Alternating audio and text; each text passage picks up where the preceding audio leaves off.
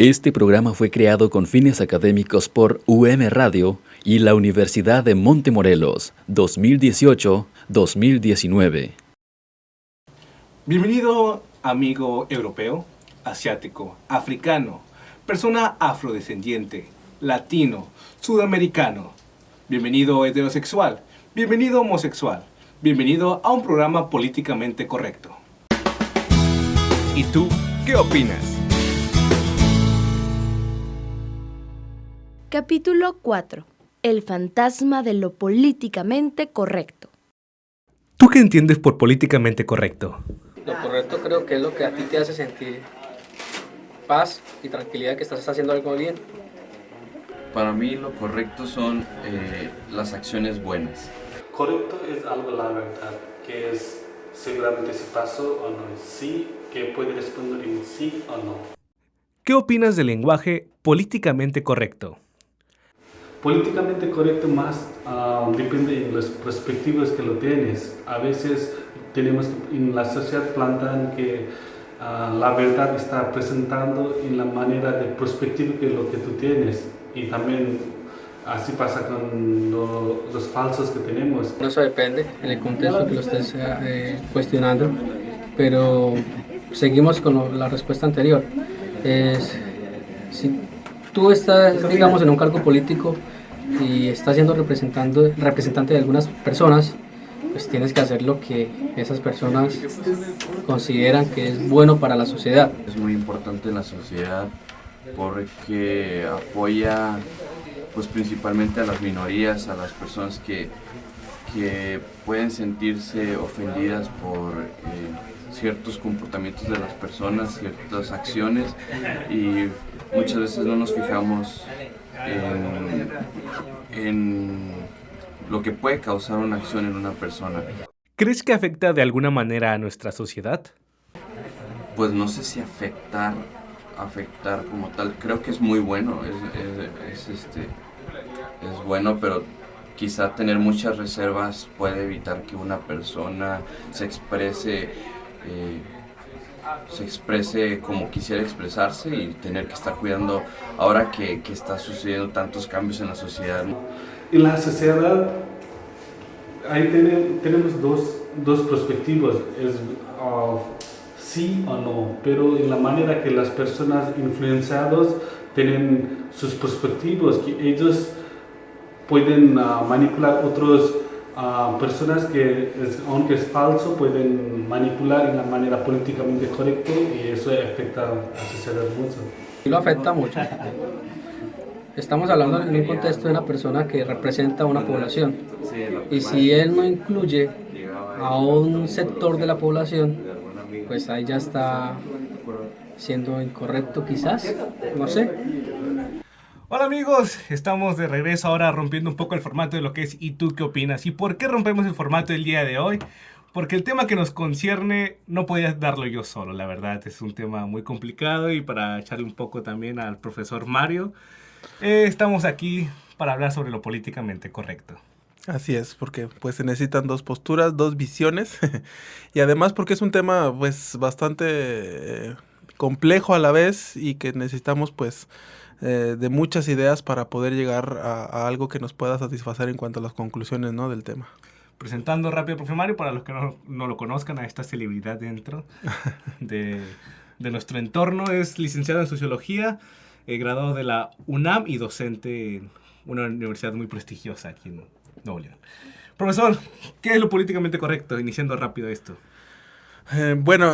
Es una actitud, es una ideología, es un movimiento, es una nueva forma de pensar en cuestión de lo que estamos viendo en los últimos años, que tiene una incidencia directa en cuanto a cómo pensamos la cultura y el lenguaje, que trata de revelar estos campos tensionantes entre las cuestiones de etnia, de raza, de privilegios y de poder.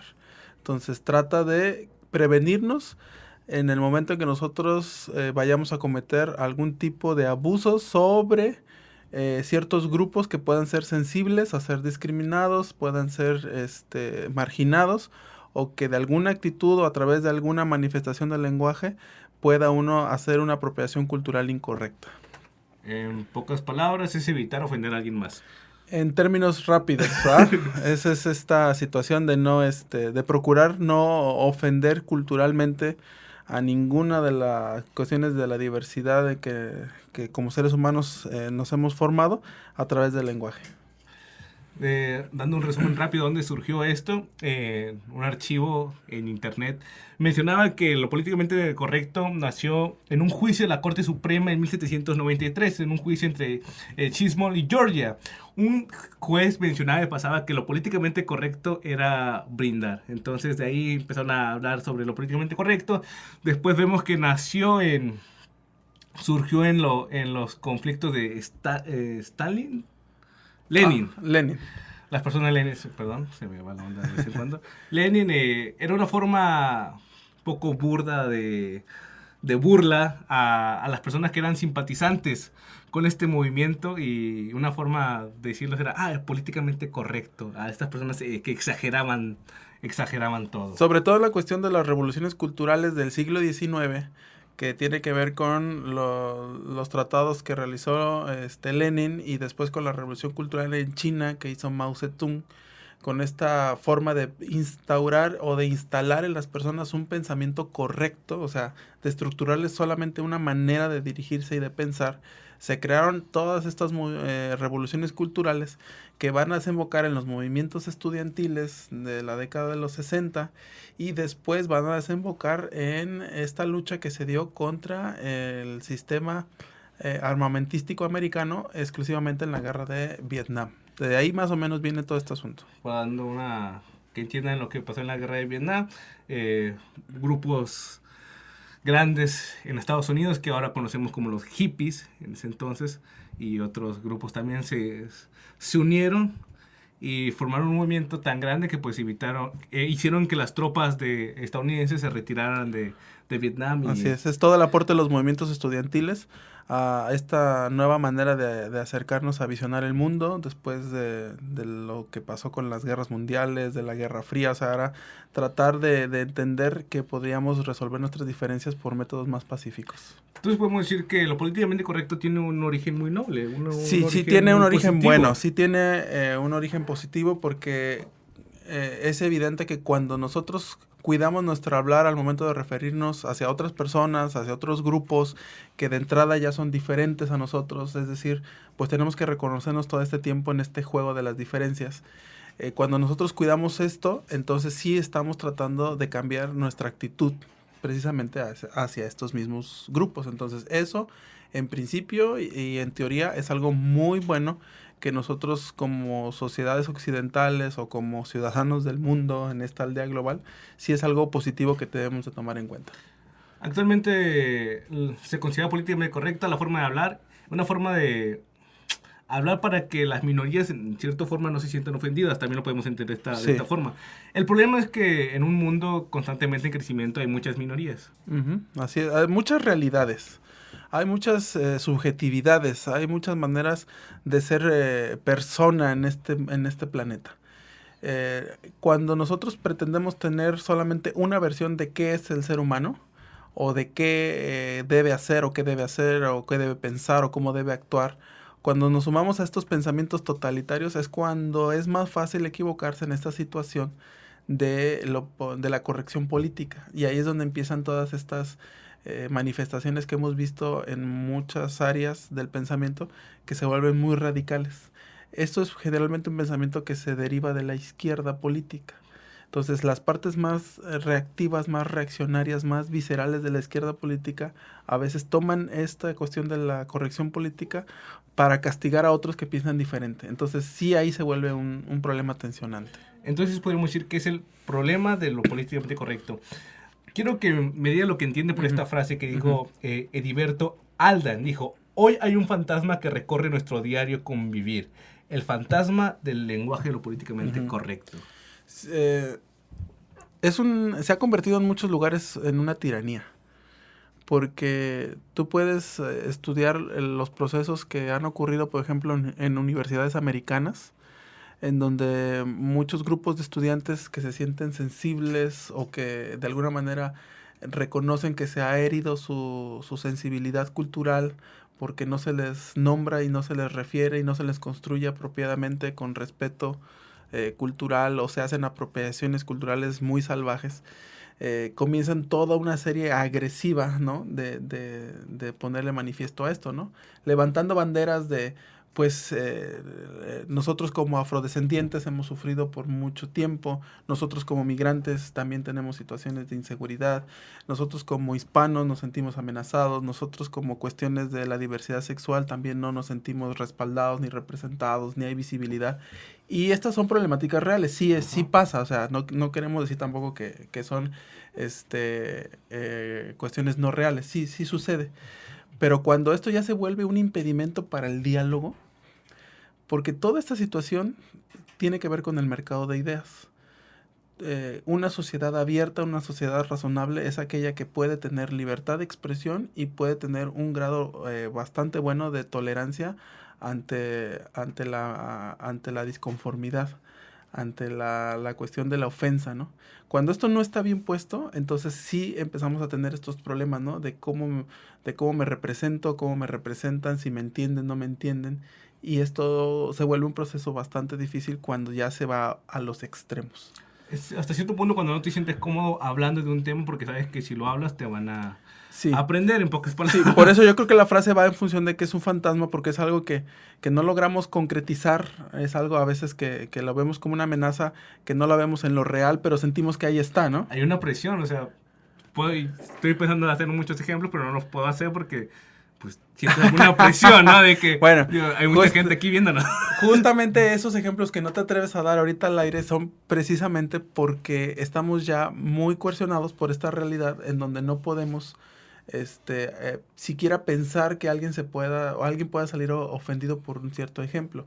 Vuelvo a repetir, pero es un principio, está bien. Es un principio, puedo decir, o sea, no quiero dañar la integridad moral de un individuo, por lo tanto trato de que mi lenguaje sea correcto, o sea, referirme a una persona correctamente, hablar con respeto. De un grupo determinado de personas, de una postura política, de una creencia religiosa, de una cuestión económica, todo eso está bien porque estamos respetando al otro. ¿Sabes dónde está el problema? El problema viene cuando eso ya no te da una capacidad crítica de la realidad. Cuando por ser tan cuidadosos en el lenguaje, nos creamos un medio tan aséptico, un medio tan higiénico, que entonces somos incapaces de recoger una realidad objetiva. Y la realidad objetiva es esta donde estamos en constante enfrentamiento, ¿no? Hay una tendencia a decir, por ejemplo, que los campos universitarios tienen que ser espacios muy seguros. Y evidentemente tiene que haber una seguridad física, ¿no? Nadie quiere perder la vida por el hecho de ir a una universidad. Sí tiene que haber una seguridad física, pero tiene también que ser un espacio donde tus ideas sean confrontadas diariamente, donde tus posturas ideológicas sean confrontadas diariamente. Esto que no tiene el latino, esa capacidad de dialogar sin enojarse. Entonces, buen punto. Ahí es donde las universidades tienen que aportar esta labor, porque si tú te rodeas de un medio confortable, donde nada más recibes lo bonito, ¿no? Oye, pues tú muy bien, todo feliz, todo rosa, todo positivo. Es como mimar a un niño. Es este maquillaje del lenguaje. Entonces, cuando te enfrentas a la realidad, que la realidad nunca va a ser amable cuando la ves realmente a los ojos, entonces tienes muchos elementos para ofenderte, para vivir supuestamente bajo unas estructuras de opresión muy grandes. Y es un efecto contraproducente porque entonces castigas a la libertad de expresión. Ok. Entonces, el problema radica, podríamos decir, en que si tú no te enfrentas a una realidad en la que tus ideales estén en constante prueba, te vas a volver una persona prácticamente un poco débil a la hora de interactuar. Sí, por eso te mencionaba el mercado de las ideas. Tú tienes unas ideas, vas, las confrontas, compras, vendes y te vas fortaleciendo y enriqueciendo como persona en tus juicios. Cuando no tienes este entrenamiento, esta cuestión de crecer, pues entonces solamente te informas de las cosas que empatan con tu pensamiento original y entonces ¿dónde está el avance? ¿No? Más bien eso es una desinformación. Entonces podemos decir que lo políticamente correcto es útil para la sociedad. Es útil porque qué bueno que en esta generación nos estamos preocupando tanto por cómo nos referimos a todos los grupos que nos componemos nosotros mismos como sociedad. Eso está excelente. El problema está cuando ya no logramos respetar desde ese mismo espacio de diversidad la misma forma de no estar de acuerdo. O sea, eso es algo irónico, pero pasa cuando la tiranía de la corrección política toma lugar. Otro problema es que tanto esto puede ser un gesto vacío.